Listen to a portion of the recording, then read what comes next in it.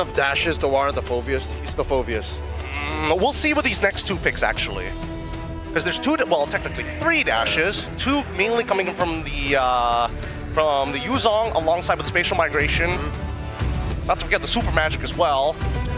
Little jumps. The little hops. Oh. If it's a Harrod, then it's a Phoveus. It's gotta happen now. Ooh, nice. I like the Novaria, actually.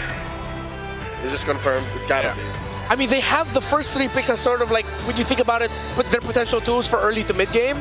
Then they have the mid to the late game with the Novaria and the Harley. But I feel like the Novaria right now is just, well, you do have the Guinevere and the Grak to provide you control through the center of the map, but... Phoveus, Glue, Arlo. Yeah. Phoveus, Glue, or Arlo. Which would I want to have here? They're all valid. There's a argument for all of them. It's Cram's choice at this point. We've seen Glue pop up when there's a Harith on the other side. Phoveus, obviously, of course. I think he's gonna go for Phoveus, right? It makes the most sense. If you take, well, actually, unless you take the Glue, but they're already taking the Purify, right? Will it grant Alice! Oh, even better. How Oh, can we forget? I can't believe we forgot this one. oh, that's gonna sting, bro. They do not. And Trex, let's go! Ladies and gentlemen, welcome to the Land of Dawn for the final game of this series. The panel thinks it's going to be a repeat of MSC 2024. Well, where SRG won 3-2 against then Fireflux, but now most of that lineup is in Aurora Gaming Turkey. Do you agree, Trex? I'm having trouble with the lineup from Aurora Gaming Turkey right now in terms of their draft. I'm not crazy about the Novaria. Last time we saw Rose on it, it's too passive of a hero for him. Yes, the possibilities are always there, but man, it's going to be a tough game for Aurora. I agree. I really agree as well, man. Selangor Red Giants have... It really seems like this is Selangor Red Giants. Just like the panel said. Aurora Gaming, on the other hand, this is such a big leap. Because it's completely different to what they played in Game 1, Game 2, Game 3. I mean, the games that they won, Game 1 and Game 3, this is already completely different. The Grok is the only thing that really stayed. Everything else, they changed.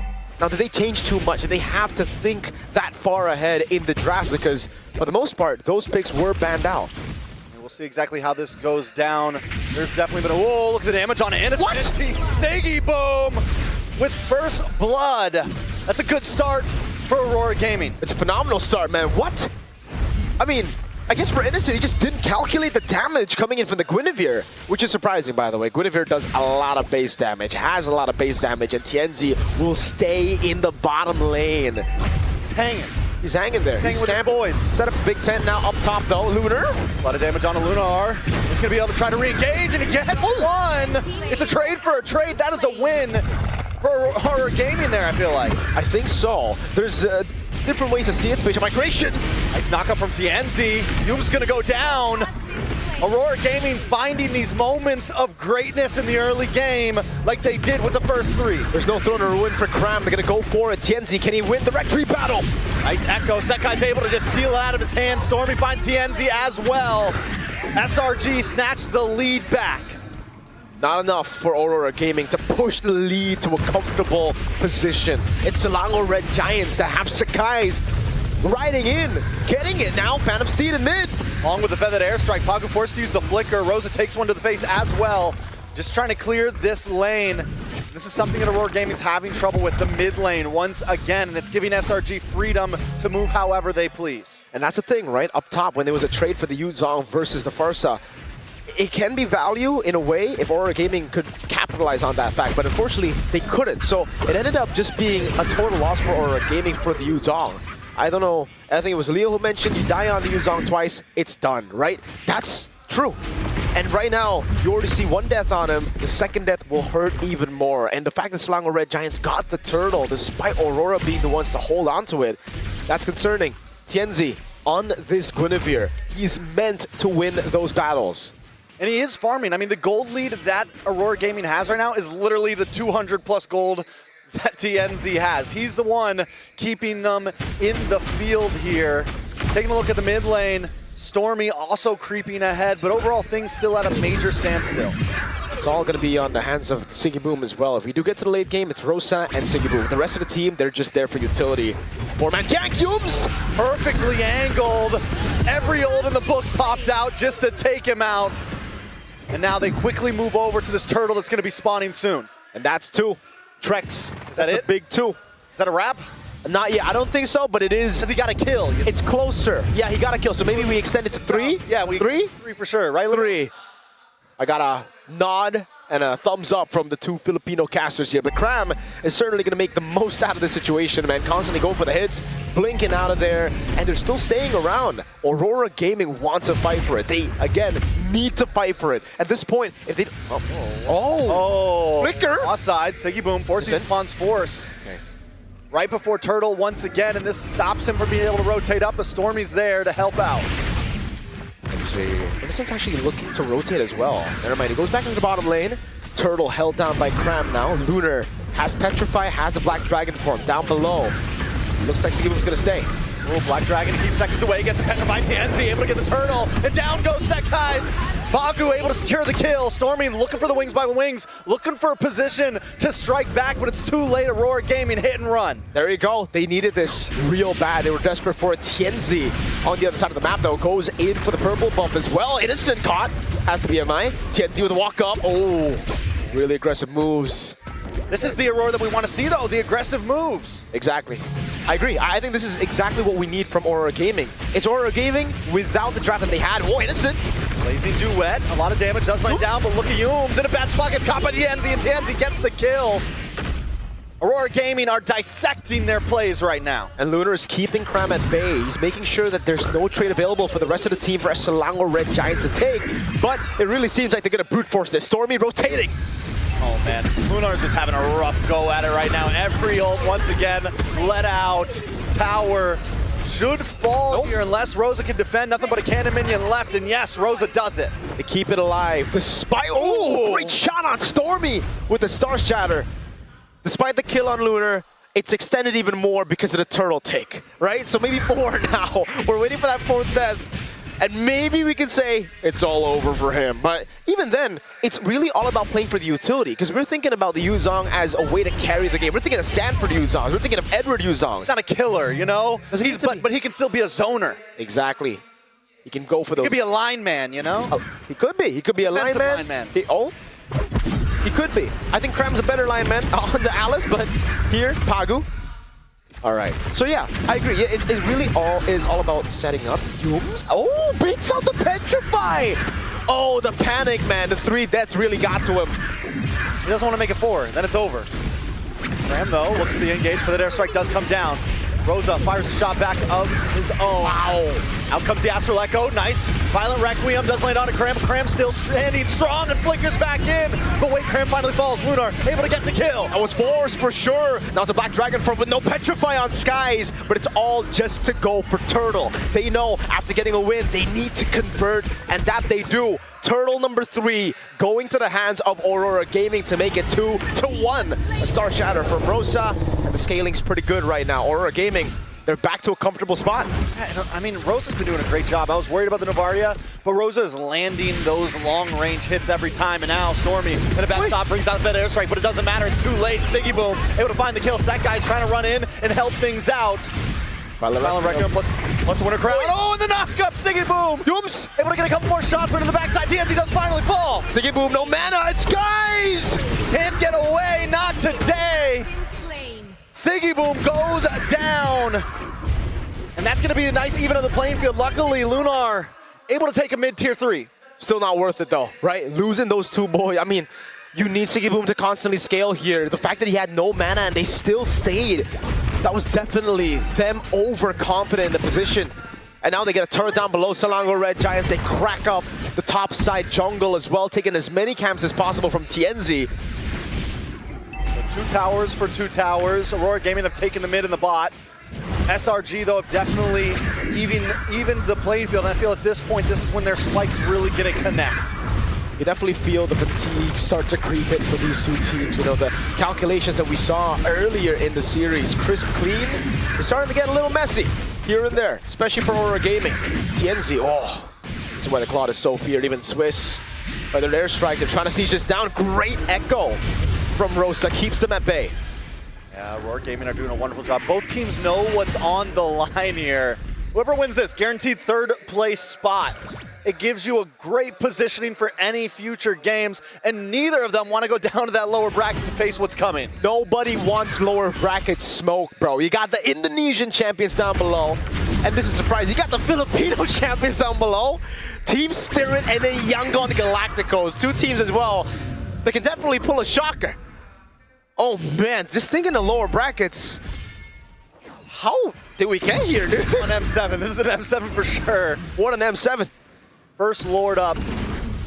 Gold, oh my God, the damage from Rosa is starting to matter though, I will say that. So have you been converted to a Rosa Navaria believer? Didn't believe it earlier. This game.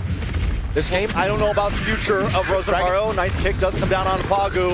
A lot of ults do come out. The Astro Echo connects onto everyone. And SRG are forced to back off. They're going to try to re-angle and look for another engage, but there's no Barbiel left to come after this. No way the Dragon, no Barbiel, no Feather Airstrike. The cycle is gone, and Aurora want to utilize this window. Innocent might be able to make a play happen here. Tram does dash in. Nice knock up. Purify does pop. That guy's around the backside. Genzi sold. Oh, throwing a ruin the flicker. Genzi! Gloom's able to lock on. Sekai takes the Lord, and Innocent finds Pagu. SRG are looking for the fight.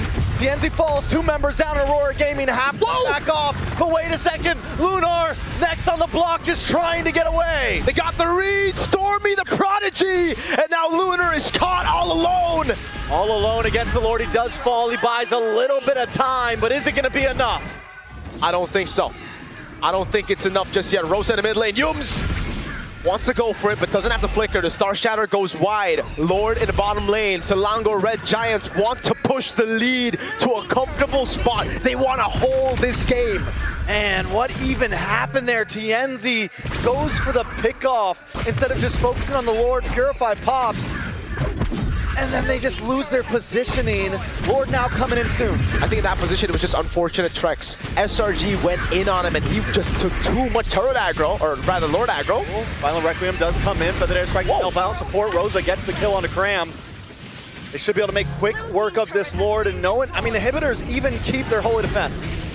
I gotta give it to Aurora Gaming, dude. I think the panel as well were expecting that there was not gonna be enough damage to really threaten the Alice here. But turns out, the Star Shatter with a Lightning Truncheon and Glowing Wand is enough. Like, dude, we've been seeing crazy damage, and it's only with 2 items. What happens when the Holy Shield, the Wishing Lantern, the Divine Glaive gets built up? Literally Radiant Armor on Alice, plus Oracle. Like, what else do you need? Bro, if it lands on Stormy or Innocent, God bless. Masarap. Masarap, indeed. Oh, Aurora Gaming. So do we extend? Oh, we're Aurora Gaming. Rex, do we extend the 4 death to now 5? Like, he's playing line man. He is. He's not, no, doesn't matter. He's not a running back. He's not going to sack the quarterback. He's just there to defend the quarterback. All right, Yums is trying to get the initiator down, but I don't think that's gonna happen, man. Pagu on the Grok, clean with it.